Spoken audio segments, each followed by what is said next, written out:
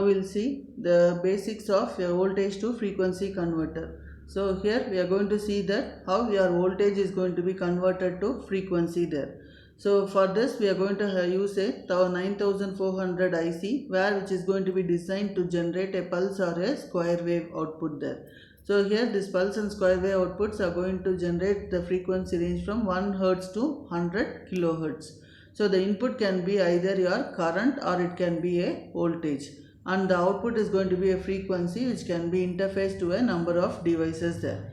So the equivalent circuit which is going to consist of an integrator is going to be comparator, a delay network, a divide by 2 network, and an open collector output transistors there. So the input current which is going to be entering into the circuit is going to be converted to a charge by the integrating capacitor, and it is going to show a linearly decreasing voltage at the output of your op-amp integrator there. So here in this case we can see that your input current is going to be fed through this resistance. This input current will charge this capacitance.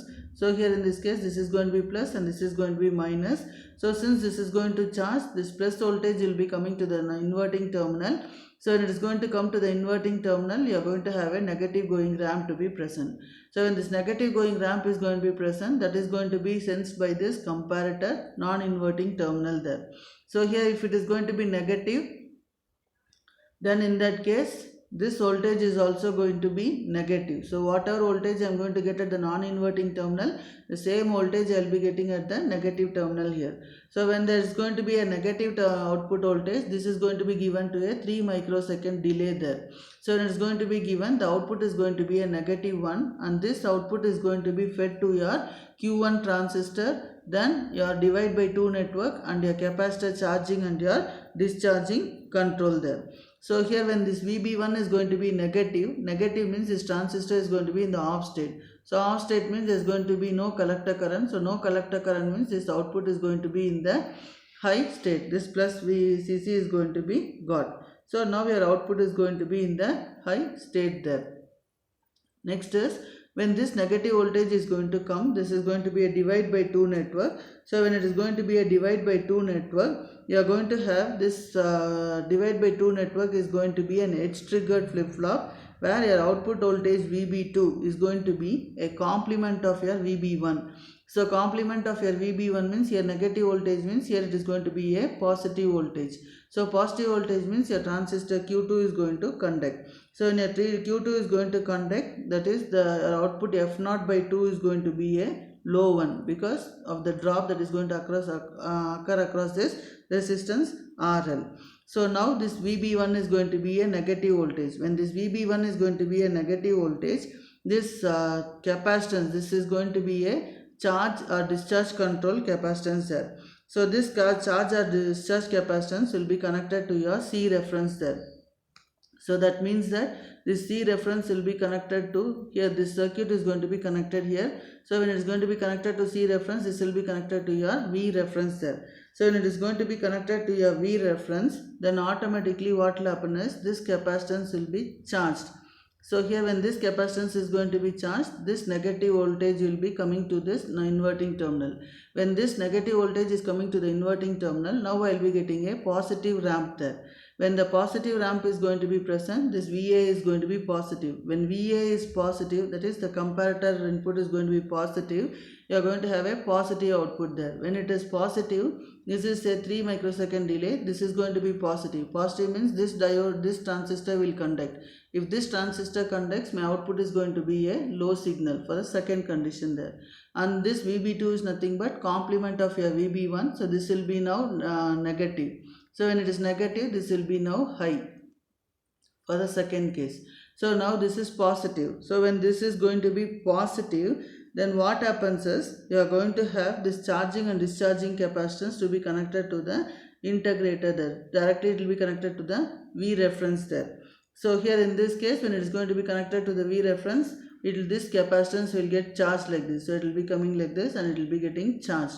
So it is going to get charged. Now this is going to be plus and this will become minus. So positive voltage, again your VA will go to a negative voltage, and this process will be repeated again and again there. So this is the operation of your voltage to frequency converter. Depending upon the current that is going to flow inside the circuit, we are going to have an output to be generated, and this output is going to be frequency dependent.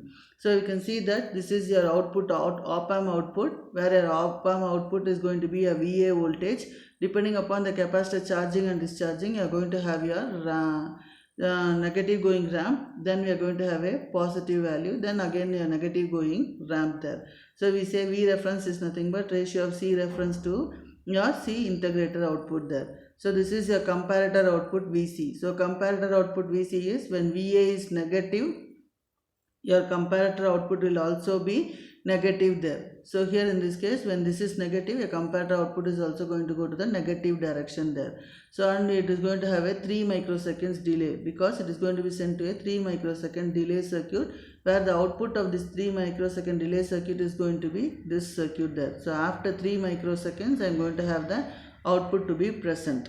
So once I get the output of the 3 microsecond delay circuit, I am going to give it to your transistor Q1, this is your Q2, and this is your transistor Q2 output there. So this is divide by 2 network. So here in this case, your transistor will Q1 is going to be in the conducting stage. When it is in the conducting stage, my output is going to be low for this 3 microsecond duration there. So like this, for every 3 microsecond duration, my transistor Q1 will be conducting, and it will have a low output there. And divide by 2 output, it is going to be whatever is going to be the signal I am going to get, that is going to be divided by 2. So here in this case, we can see that one time period is going to be equivalent to 2 times the t value, that is divide by 2. One cycle is going to be 2t. Next is the frequency divided by 2 output is going to be whatever is going to be the signal I am going to get, that is going to be divided by 2. So here this is your output that is going to be alternating there, F0 by 2. So here we can say that this voltage to frequency converter is going to operate on the principle of charge balancing. So the input voltage V in is going to be converted to a current I in by the input resistor there. So here whenever an input voltage is going to be given, that is going to make through the resistor R, I am going to have a current to be flowing. So I in is equal to V by R, V in by R. So this current is going to be converted to a charge on the integrating capacitor there. So because of this charge is positive voltage, we are going to have a negative going ramp to be present at the output of the amp. So the operational amplifier. So the lower limit of this output swing is going to be set by the threshold detector, which you are going to have in the circuit.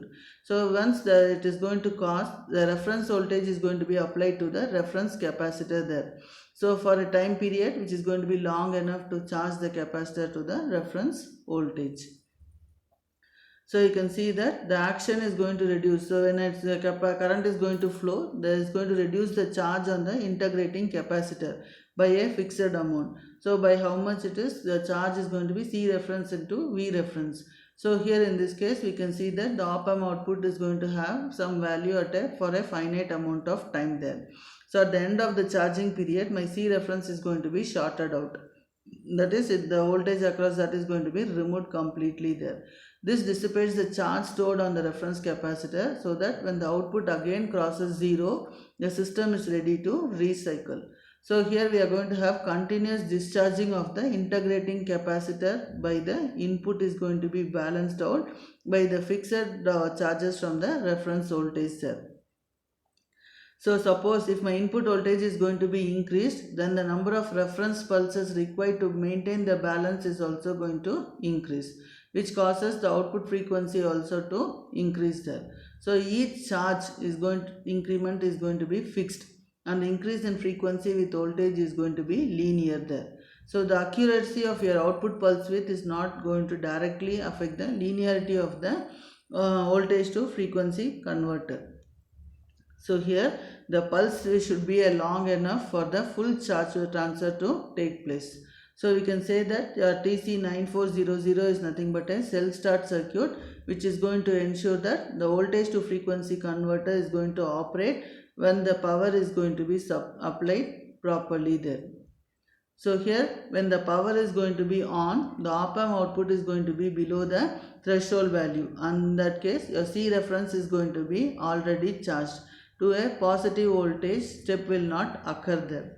So here the op-amp output will continue to decrease until it crosses the 3 volts threshold of the cell start comparator, because the threshold detector, the reference voltage is 3 volts.